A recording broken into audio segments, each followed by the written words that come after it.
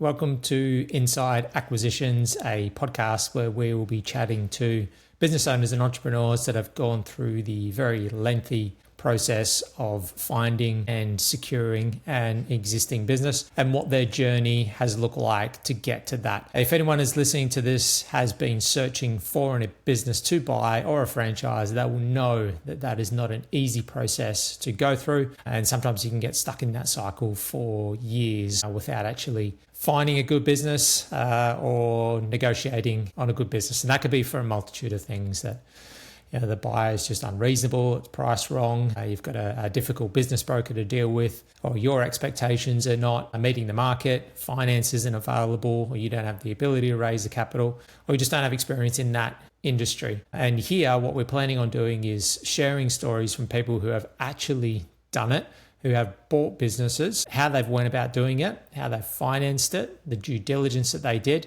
and how it's working for them to date. So with this first episode, I thought I would share with you my story so you can get to know me a little bit better, because I will be the host of each of these podcasts, interviewing these business owners and people in this space, so hopefully help you a little bit on your journey as well. So my story begins like a whole bunch of others. I first off started with creating companies from scratch. I think I got 4 or 5 companies in. Most of them failed because startups are extremely hard. Trying to find product market fit and get your first paying customers and then scale that business up seems like an insurmountable task, and it's extremely, extremely difficult. So first business was marketing, and then had a few other different businesses that, we generated some income and we did okay, but they were never going to be scalable. So either closed those ones down or sold off the database. Spent a little bit of time as a business broker as well. So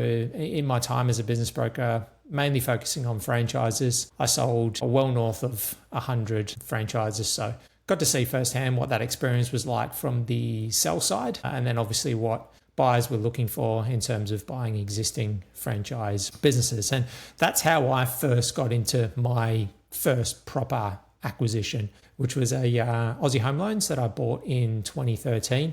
That was an existing business, very, very much underperforming. It was bottom 10% of the network when I bought that business. And the sale price, to be fair, did reflect that, and jumped into that business, had no experience in the mortgage industry, and that's what really attracted me to a franchise, was the great training, and obviously the Aussie brand is very, very strong. So jumped into that, invested a little bit of capital up front to get that business moving. To buy that business, we bought that business for about $65,000, something like that. I did end up moving it and fitting out a new location, and did take out a loan to do that. So it was just a straight up fit out loan that we paid off within a couple of years, which we thought if we were going to grow this business, that was important to have an established presence rather than just something that was hidden away. And we had big growth plans for this. So when I first bought the business, I wrote down and said, look, in 5 years' time, if I can get it to this, it'll be worth this. And then that's when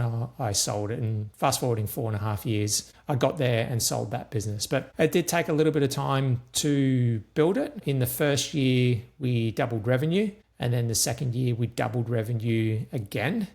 And then we sort of stabilized it from there. And when we got to that figure, about 4 and a bit years in, I did look at, what do I do next? Can I scale this thing up? Can I add multiple franchises? And the answer to that question was no. In that case, it's very much owner driven. Generally, one location is what I found. And even though it was a very, very good business with a couple of staff performing extremely well, I knew at that time there probably wasn't going to be a lot more that I'd be able to get out of it.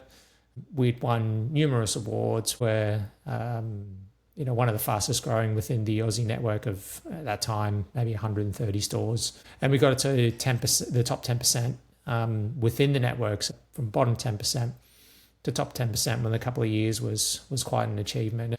When I got to the level where I thought, well, I can now on-sell this thing for sort of 6 or 7 times my initial return, that's when I decided that the time was up. It was time to move on from that business. And the plan was to sell and just take a year off and go on travel. So I didn't engage anyone to sell the business for me. I decided to do that myself. I had plenty of experience in doing that and chatting with buyers. And, one thing that I knew was that, it was a good, solid performing business. I'd priced it well, and I thought I priced it fairly. So it gave a good return on investment for anyone that was going to buy it. And I could show that they would have their money back within a sort of 3.5 year period for a good, stable business that generated cash flow from trail income, whether they were working in the business or not, which obviously adds value in that regard. And then just by being an open book, it was, if you've inquired on the business and signed a non-confidentiality agreement, then you're welcome to see all the books up front, come in, spend some time in the business. And that's what the new owner did. He spent a week in the business with me prior,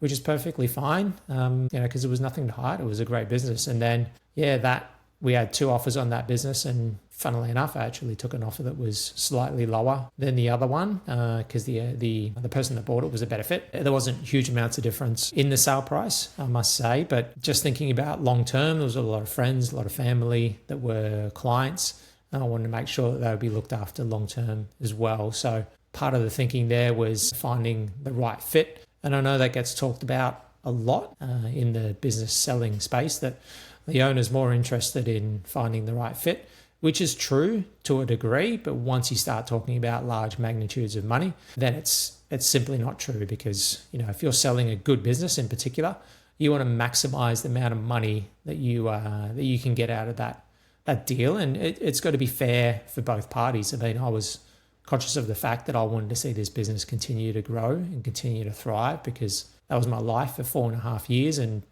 to this day, it does. I ended up selling in 2018 and taking a bit over 1.5 years off to go and travel the country and spend some time with the family. Certainly no regrets in that regard. And, looked at jumping back on the wagon and trying to buy another business, and got really close with a few, got really close with an existing gym. We were very close to signing contracts, all that sort of stuff. And then one little thing came up with the franchise agreement, not aligned with the lease, which just didn't make any sense to me at all, that I could end up with no lease and no gym, but an existing franchise agreement where I still had to make payments in that regard, which the franchisor just wasn't willing to move on at all. So that fell over, and then looked at another very large franchising or franchisor for a big brand name in Australia, and got close on that one as well. But again, the owner, very much nearing retirement age, should have really have moved on from this business 10 years ago, well into his 70s,